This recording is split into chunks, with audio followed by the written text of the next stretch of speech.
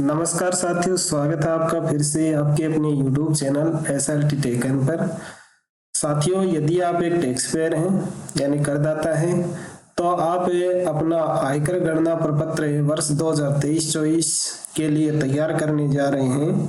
तो अब आप ये सोच रहे हैं कि मैं न्यू टैक्स स्लैब को चयन करूं या फिर मेरी ओल्ड टैक्स स्कीम है उसका चयन करूं। तो उसके लिए आज के इस वीडियो में मैं सारी बातें क्लियर करने वाला हूं कि हमें कौन सी टैक्स स्लैब को का चयन करने पर हमें बेनिफिट होगा।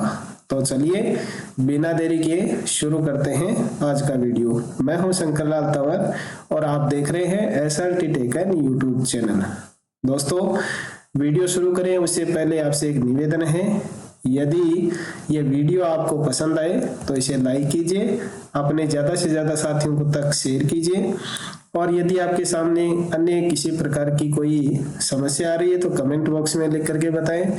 और इसी तरह के नए वीडियो का नोटिफिकेशन आप तक सबसे पहले पहुंचे, इसके लिए चैनल को सब्सक्राइब करें, बेल आइकन के ऑल बटन को जरूर प्रेस कर लें। तो चलिए देखते हैं आज के वीडियो में। तो साथियों, इसके लिए आपको एक एक्सेल सॉफ्टवेयर की आवश्यकता होगी। यह एक्सेल सॉफ्टवेयर आपको www.rssrashtriya.org इस वेबसाइट के ऊपर मिल जाएगा, जिसको तैयार किया है चंद्र प्रकाश जी ने।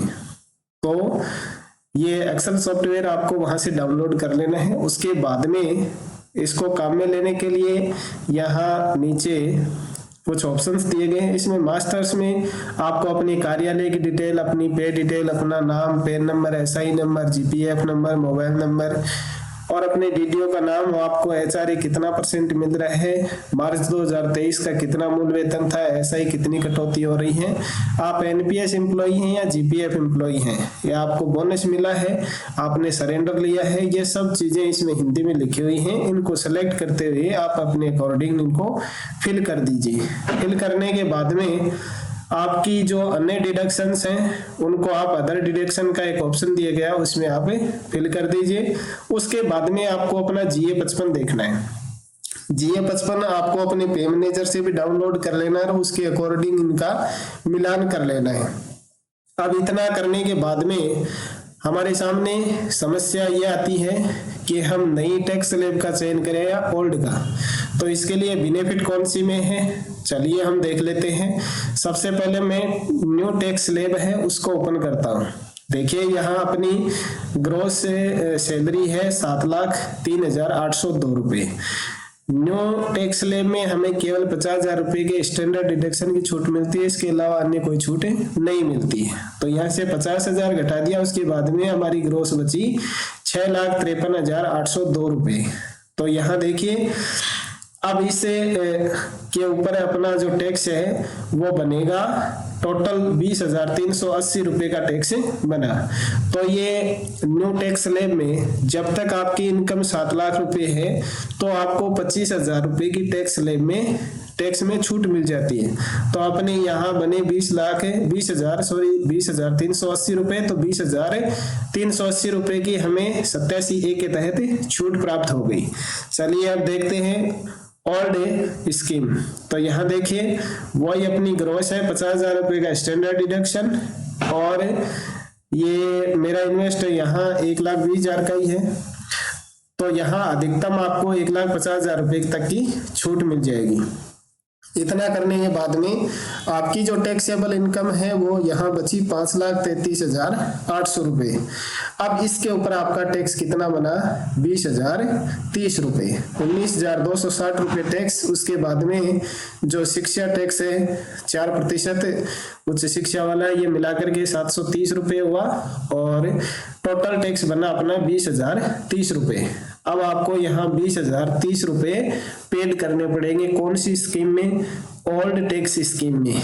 और हमें जो न्यू टैक्स स्कीम थी उसमें 0 टैक्स देना पड़ रहा था। तो अब आप खुद ही जान गए होंगे कि हमें कौन सी टैक्स स्लैब है उसमें फायदा है, न्यू टैक्स स्लैब या ओल्ड टैक्स स्लैब। तो मेरे अकॉर्डिंग न्यू टैक्स स्लैब है, उसमें सभी प्रकार के आयकरदाताओं को लाभ होने वाला है।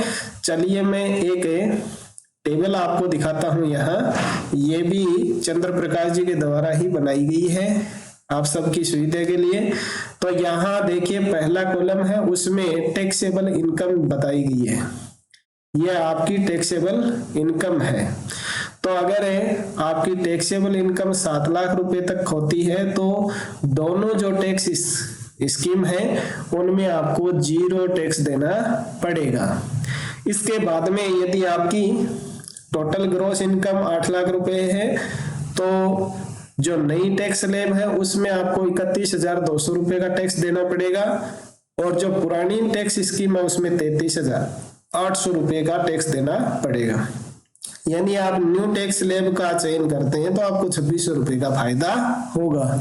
इसी तरह से यहाँ 20 लाख तक की इनकम का जो अंतर है, कौन सी में कितना टैक्स लगेगा, ये देकर के अंतर भी इसमें बताया गया है।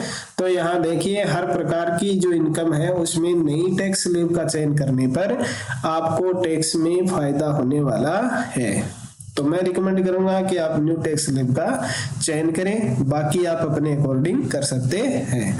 आज की वीडियो में बस इतना ही।